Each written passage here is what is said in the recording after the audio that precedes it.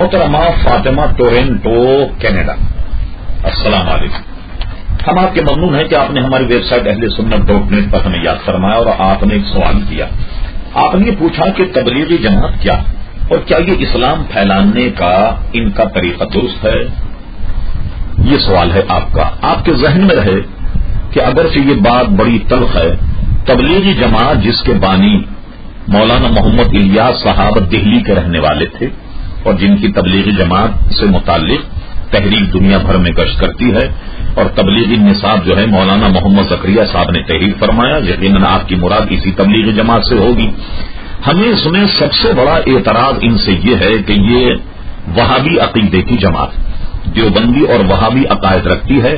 شروع میں لوگوں کو پھانسنے کے لیے نماز اور روزہ اور کلمہ شریف کا سہارا لیتی ہے۔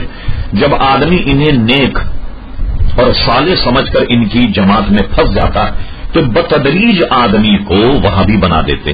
آپ اس کا مشاہدہ کر لیجئے، جو اچھے سنی صحیح العقیدہ ان سے متعلق ہو گئے، چند مہینوں کے بعد انہوں نے فاتحہ، درود، نظر و نیاز وغیرہ وغیرہ ان سب سے کرانہ کشی شروع کر دی، یہاں تک کہ محفل میلاد اور حضور صلی اللہ علیہ وسلم کی بارگاہ میں جیسے ہم اہل سنت صلاۃ و سلام عرض کرتے ہیں، یہ سارے طریقے یہ بھلا دیتے ہیں اور بتدریج اسے کٹر وہابی بنا دیتے ہیں۔ ان کے عقائد نہایت گمراہ کن ہیں، لہذا یہ بظاہر تو یہ کام ان کا صحیح ہے اور حقیقت میں یہ وہابی بنانے کی ایک تحریک ہے۔